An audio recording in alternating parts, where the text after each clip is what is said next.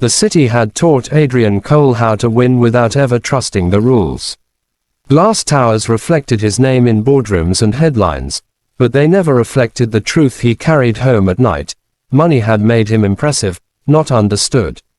The penthouse lights flicked on with a whisper as he stepped inside, jacket draped over one arm, phone buzzing with congratulations he didn't read. Outside, the city pulsed. Inside, the silence was practiced and complete. He poured himself a drink he didn't want and stood by the window he rarely looked through. He'd learned to keep his eyes forward, to measure outcomes, to anticipate leverage. That skill had built companies and broken competitors. It had also broken something smaller and more fragile. Every relationship he touched seemed to follow the same arc.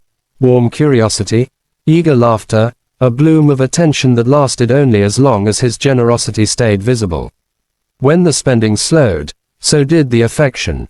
When boundaries appeared, so did exits. Patterns don't lie, he muttered, a phrase he'd taught himself to believe. He moved through the apartment, past the study where a framed photograph sat angled just so.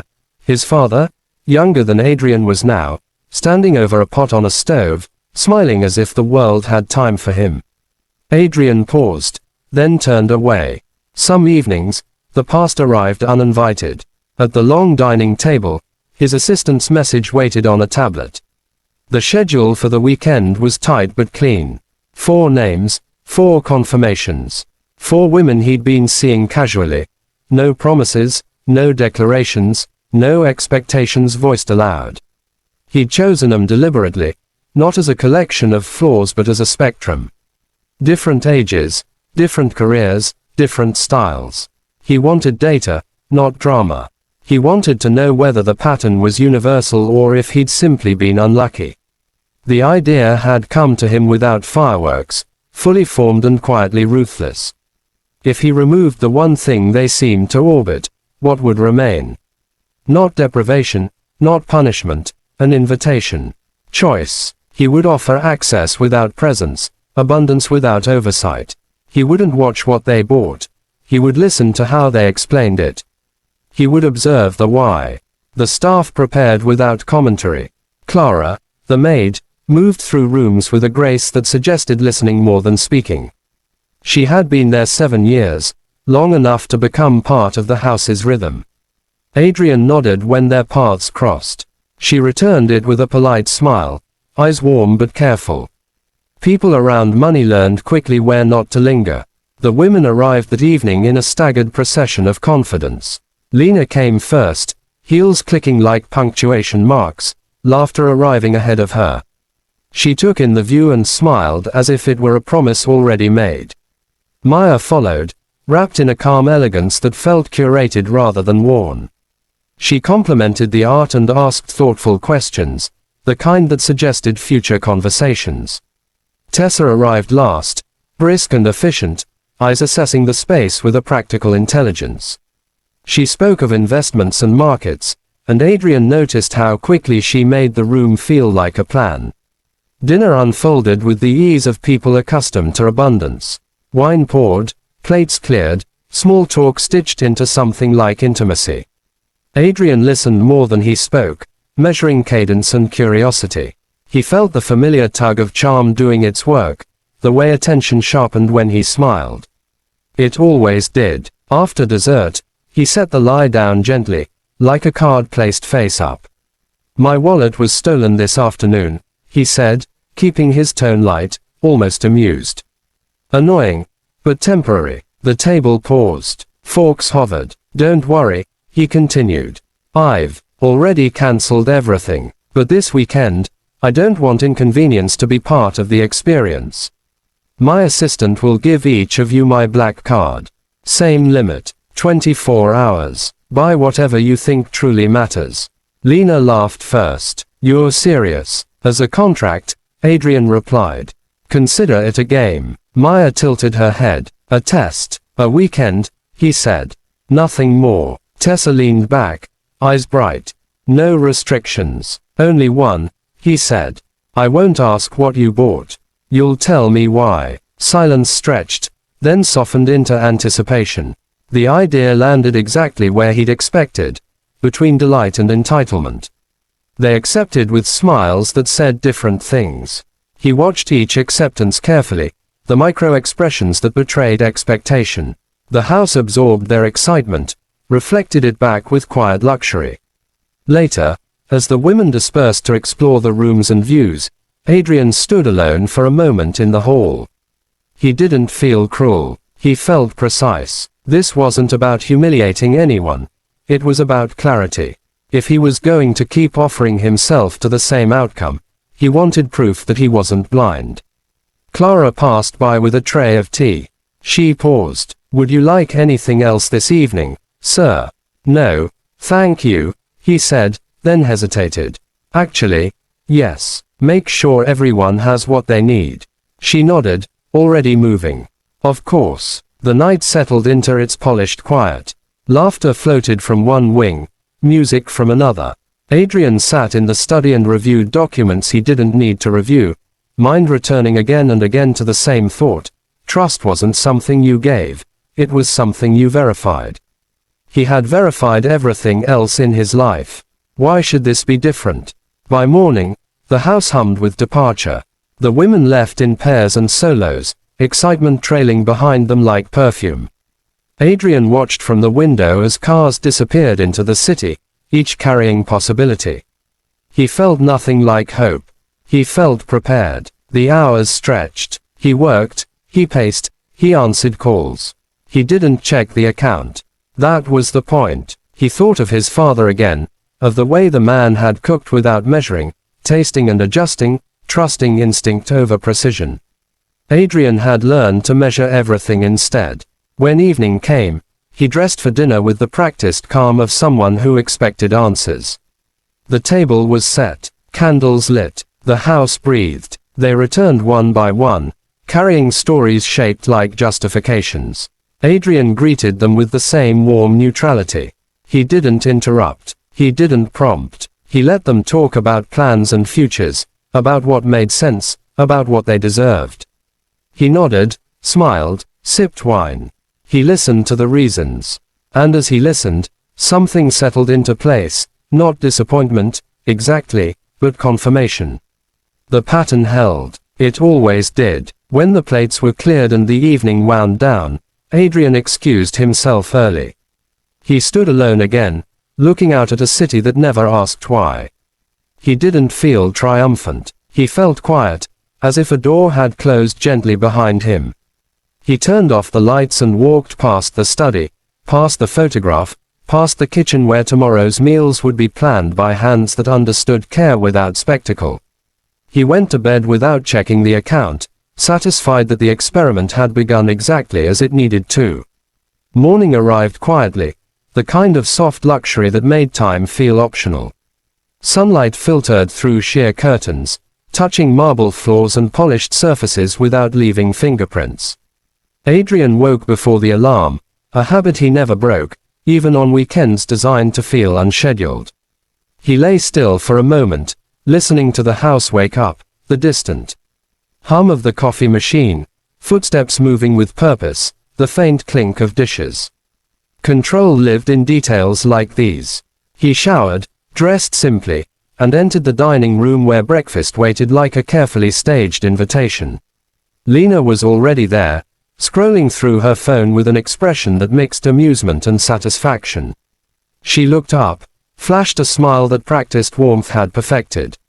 "Morning," she said. "Hope you slept well." "Very," Adrian replied, taking his seat. "And you, like a queen," she laughed. "Your guest room could pass for a 5-star hotel." That was the idea. Maya joined them moments later, composed and graceful, greeting Adrian with a kiss on the cheek that lingered just long enough to imply familiarity without claiming it. Tessa followed, carrying a tablet, already mid-thought. "I found a fascinating property analysis last night," Tessa said as she sat. "We should talk about it later." Adrian smiled. "I'm sure." Breakfast conversation flowed easily, but beneath it, he sensed movement, plans unfolding elsewhere, decisions already made. They spoke of the day ahead, of errands and ideas, each woman careful not to reveal too much. Adrian noticed how often the card came up, indirectly, like a shared secret humming between them. I'm thinking of something classic, Lena said casually. Timeless. You know, pieces that appreciate. Maya stirred her tea. I want an experience. Something memorable. Tessa nodded. Utility matters. Assets should work for you. Adrian listened, the words slotting neatly into the categories he'd already prepared. He didn't challenge them. He encouraged the momentum with neutral affirmations, then excused himself to work. The cars arrived. Doors closed. The house exhaled. Hours later, the city returned to him in pieces. The first delivery arrived before noon. Large boxes, pristine, stamped with logos that spoke their own language. Adrian watched from the hallway as staff arranged them carefully in the living room. Lena swept in shortly after, glowing. I couldn't resist, she said, almost breathless. I saw it and thought, why wait? Life's short. He nodded. You seem happy. I am, she said, already pulling out a bag and holding it up to the light. Can you imagine? This is just the beginning. The second wave came in the afternoon. Confirmation emails, travel itineraries, a bouquet of white flowers that arrived with a handwritten note. Maya appeared radiant, her voice low and intimate as she explained without being asked. I booked something special, she said. A place where time slows down. Just us. After marriage, Adrian asked lightly. She smiled, eyes steady. When things align. He felt the phrase land like a calculation dressed as romance. He smiled back. The third announcement arrived with a practical edge.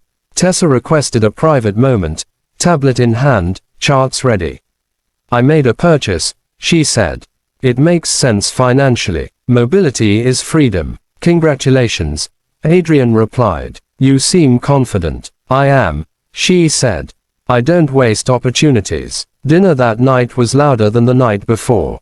Wine flowed faster. Stories grew larger. Adrian observed how each woman narrated her choice, not as indulgence, but as foresight, destiny, partnership. The card had become proof, a preview of a life they were already living in their minds. You should see the way people look at you when you walk in, Lena said, swirling her glass. Respect changes everything. Maya nodded. It's comforting to know you can provide. Tessa leaned forward. Resources amplify potential. Together, that's powerful. Adrian absorbed it all, his expression calm, his responses measured. He asked questions designed to draw out reasoning rather than emotion. Why that brand? Why that destination? Why now? The answers varied, but the core remained the same. Value equaled visibility, security equaled scale. Later, when the house quieted and the women retired to their rooms, Adrian sat alone at the table, receipts neatly stacked before him. He hadn't looked at the totals. He didn't need to. The weight of the paper told him enough. He felt a familiar tightening in his chest, not pain, but resignation. He thought of his father again, of the way the man had once given his last bill to a stranger without asking for thanks. Adrian had been younger then, confused by what seemed like recklessness. Money moves, his father had said, but kindness stays. Adrian pushed the thought away. Sentiment didn't build empires. The night stretched. Somewhere down the hall, a soft laugh echoed, followed by footsteps. Clara moved through the space with quiet efficiency, collecting glasses, resetting rooms. She paused near the table, eyes flicking to the receipts before she looked away, as if respecting something private. Everything all right, sir? She asked. Yes, Adrian said. Thank you, Clara. She nodded and continued on, leaving behind the faint scent of lemon polish and something gentler he couldn't place. Adrian stood and walked to the window again. The city glittered, indifferent and endless. He felt older than he had that morning. The experiment was working, he told himself. Data was forming. Clarity was coming. What he didn't know, what he couldn't yet see, was that the most revealing transaction hadn't happened in a boutique or on a website. It was still waiting, small and quiet, moving toward him with a receipt folded carefully in trembling hands. The notification arrived late, when the house had settled into its nocturnal hush and Adrian's mind had finally begun to loosen its grip on the day. He was in the study, sleeves rolled up, staring at numbers that no longer surprised him, when his phone vibrated once on the desk. A single alert. He ignored it, finished a line, then reached for the device out of habit rather than urgency. He froze. It wasn't the amount that caught him first, it was the vendor. A modest neighborhood grocery store, the kind with handwritten price tags and uneven aisles. He read the line again, then the amount, $48.23. The timestamp placed it earlier that evening, nestled between luxury purchases that had moved money like water. His first reaction was irritation, sharp and immediate. He prided himself on control, on systems that behaved as designed. This didn't fit the parameters. The card had been given to 4 women, not 5. He scrolled, checking for errors, duplicates, some administrative oversight. There were none. He leaned back, exhaled slowly, and felt something unexpected press at the edge of his chest, not anger, but curiosity edged with unease. He tapped a button and called for Clara. She arrived moments later, as she always did, hands folded neatly, posture attentive. "Yes, sir, Clara," he said evenly. "Did you use my card today?" Her eyes widened, just enough to be noticeable. She swallowed. "Yes, sir." The honesty disarmed him. "Why?" She shifted her weight, gaze lowering to the carpet. "I'm sorry. I didn't mean to overstep. The women asked if it was all right to use the card, and you said," she stopped, breath catching. I thought maybe it would be all right if I did too." "For what?" His voice was calm, but it carried weight. She reached into the pocket of her apron and produced a small, folded receipt, smoothing it carefully as if it might tear under scrutiny. "Groceries," she said. "Just a few things." Adrian stood. "Clara, I don't mind the amount. I mind not knowing the reason." She nodded, as if bracing herself. "I understand." He waited. The room felt suddenly smaller, the silence attentive rather than empty. "I saw the photograph in your office," she said quietly. "The one of your father. He looks like he's cooking." Adrian felt the air change. He hadn't expected that. "He is," he said before he could stop himself. "He loved to cook." She looked up, encouraged by the permission in his tone. "My father did too," she said. "When someone you love cooks for you, it's not just food. It's care." She held out the receipt. "I bought the ingredients for his favorite soup. You once mentioned it, a long time ago." I remembered. Adrian took the receipt without looking at it. His mind had already left the room, returning to a kitchen years earlier, to steam and laughter, to a man who tasted and adjusted without fear of wasting anything. He hadn't spoken of that soup in years. He hadn't thought anyone had listened. "You didn't have to do that," he said, the words thin against the swell rising in his throat. "I know," she replied. "I just thought, maybe you miss him tonight." The sentence landed with devastating precision. Adrian closed his eyes briefly, then opened them. The city outside felt impossibly far away. He placed the receipt on the desk with care. "Thank you for telling me," he said. "You may go." She hesitated. "Am I in trouble?" "No," he said immediately. "You're not." Relief softened her shoulders. She nodded and turned to leave, then paused. "If you'd like, I can make it tomorrow," she added. The soup. Adrian considered the offer. It felt intimate in a way that had nothing to do with romance or power. It felt human. "Yes," he said. "I'd like that." After she left, he remained standing, the receipt still where she'd placed it, a small island of meaning in a sea of excess. He sat slowly, hands resting on the desk, and stared at nothing in particular. The experiment, so clean and rational in conception, had just been interrupted by something he hadn't planned for and couldn't quantify.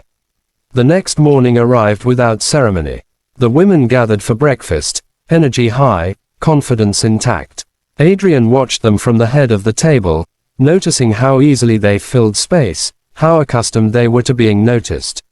He didn't resent them. He simply saw them more clearly now. Lena spoke animatedly about a dinner invitation she'd received the night before. Maya discussed the itinerary she'd perfected. Tessa reviewed numbers with practiced ease. Adrian listened, nodding, offering polite responses. His mind, however, kept returning to a pot simmering quietly in the kitchen, to a recipe measured by memory rather than cost. After breakfast, he asked everyone to stay. "I want to thank you all," he said, "for participating." They smiled, pleased, expectant. He laid the receipts on the table, spreading them out with deliberate calm. The room shifted. Laughter faltered. Eyes darted. "These," he continued, "tell a story. Not about spending, but about values." Lena's smile tightened. Maya's brows knit. Tessa leaned forward, defensive clarity sharpening her features. He spoke to each of them, not accusing, not unkind, but honest. He reflected their words back to them, their reasons, their assumptions. He didn't raise his voice. He didn't shame. He simply named what was there. The effect was more powerful than anger would have been. Then he turned to Clara, who stood near the doorway, hands folded as always, uncertain why she'd been asked to stay. "Clara," he said, holding up her receipt, "this is the only transaction that cost me almost nothing and gave me more than I expected." The room was silent. She flushed, shaking her head. "I didn't mean." "I know," he said gently. "That's why it matters." The women exchanged glances, discomfort settling in. One by one, they excused themselves, the energy that had filled the room draining away. Apologies surfaced, explanations offered too late to change anything. Adrian accepted them with courtesy and finality. When they were gone, the house felt lighter. Clara remained, unsure. Adrian smiled, not the polished version he used in meetings, but something softer, more tentative. "Would you join me for lunch?" he asked. "I'd like to hear more about that recipe." Her eyes widened, then softened.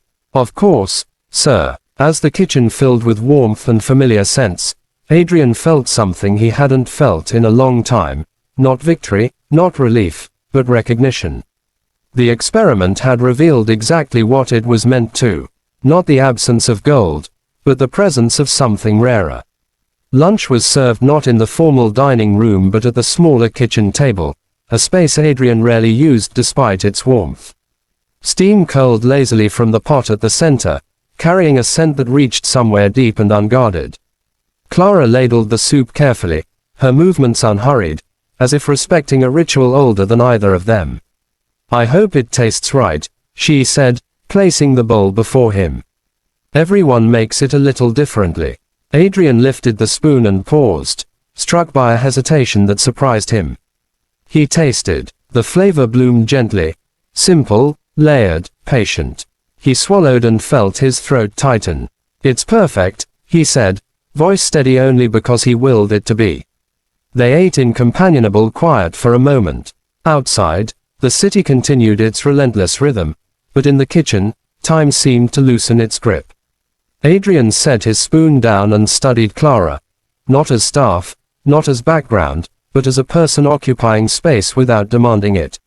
"You noticed things," he said finally. "About me." She smiled faintly. "I notice people. It helps me do my job. That goes beyond your job description." She shrugged. "Care usually does." He leaned back, considering her. "Why stay here 7 years?" She thought before answering. "Stability, respect, and because this house listens when I speak, even quietly." The words settled between them. Adrian realized she was right. He had always listened. To numbers, to markets, to power. Somewhere along the way, he'd forgotten to listen to people without leverage. He felt an unfamiliar humility surface, not as weakness, but as clarity. That afternoon, he called his assistant and cancelled appointments. He walked the grounds with Clara, asking questions he'd never asked before, about her life, her ambitions, what she saw when she looked at the world.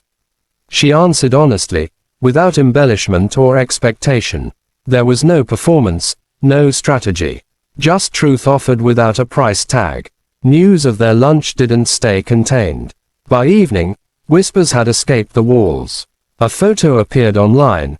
Adrian Cole, billionaire, seated at a modest restaurant table, leaning in as a woman spoke, her uniform unmistakable. Speculation ignited like dry brush. When a reporter finally reached him, he didn't deflect. "Are you dating your maid?" the voice asked, eager. "No," Adrian replied calmly. "I'm learning from her." The statement traveled faster than any denial could have. People argued about it, projected onto it, tried to reduce it to scandal or strategy.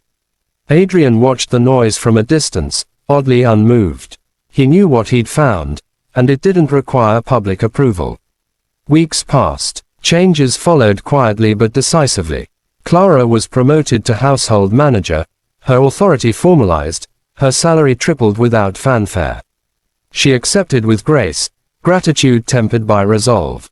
The house adjusted, smoother than before.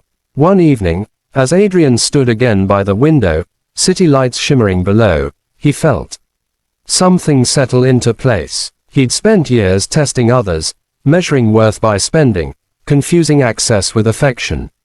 The experiment had done what it was meant to do, but not in the way he'd expected. He smiled softly, thinking of a soup that cost less than $50 and returned something priceless. The city kept moving. This time, he let it. The attention didn't fade the way scandals usually did. Instead of burning bright and disappearing, it lingered, reshaped, softened. Adrian noticed it in the subtle ways first. Emails that opened with curiosity instead of demands, invitations framed as conversations rather than transactions. People wanted to know what had shifted. They wanted a lesson they could package and sell. Adrian refused most requests, not out of secrecy, but because he didn't yet have language for what had happened. He was still learning it himself. Clara settled into her new role with the same quiet competence she'd always shown, only now her voice carried authority that others recognized without resistance. She organized the household with efficiency and warmth, setting standards without spectacle. Adrian watched the change with interest, noticing how respect grew naturally when it wasn't forced. The staff responded not out of fear or ambition, but trust. One evening, as they reviewed schedules together, Adrian paused. "You know," he said, "you never asked for this promotion." She looked up from her notes. "I didn't need to. That confidence, where does it come from?" She smiled. "From knowing my value isn't tied to who notices me." The words stayed with him long after she left the room. He thought of the women from the weekend, of how desperately they'd needed the card to validate futures they hadn't built yet. He didn't judge them anymore. He understood them. He'd been chasing validation too, just dressed in a different currency. The media eventually moved on, but the phrase lingered, repeated in think pieces and late-night debates, "The rich buy things to feel alive. The good give love to help others live." Adrian hadn't planned it. He'd spoken it without polish, and it had landed because it wasn't designed to. He watched as strangers argued over his intent, some calling it performative, others calling it profound. He didn't correct them. Meaning, he'd learned, wasn't something you controlled. In quieter moments, he returned to the kitchen more often. Sometimes Clara cooked. Sometimes he did. They spoke about small things. Weather, books, memories that surfaced without warning. He told her about his father in fragments, stories he'd never assembled into a whole. She listened without interrupting, without trying to fix anything. One night, as they cleaned up together, Adrian realized something that startled him with its simplicity. He wasn't lonely. The house no longer echoed with absence. It felt inhabited, not by excess, but by presence. He stood at the sink, hands wet, and laughed softly. "I spent years thinking people were after my money," he said. "Turns out, I was hiding behind it." Clara dried her hands and leaned against the counter. "We all hide behind something," she said. "The trick is knowing when to step out." Adrian nodded. He felt lighter, not because he'd given something away, but because he'd finally stopped mistaking tests for truths. The experiment had begun as a shield. It ended as a mirror. On a Sunday afternoon weeks later, he visited his father's old neighborhood alone. He walked past the grocery store where Clara had shopped, recognizing the uneven sidewalk, the faded sign. Inside, he bought the same ingredients again, not out of nostalgia, but intention. At home, he cooked the soup himself, slowly, tasting and adjusting, trusting instinct over precision. When he sat down to eat, he didn't think about cost or outcome. He thought about care. For the first time in a long while, Adrian Cole felt measured by something other than numbers, and he welcomed it.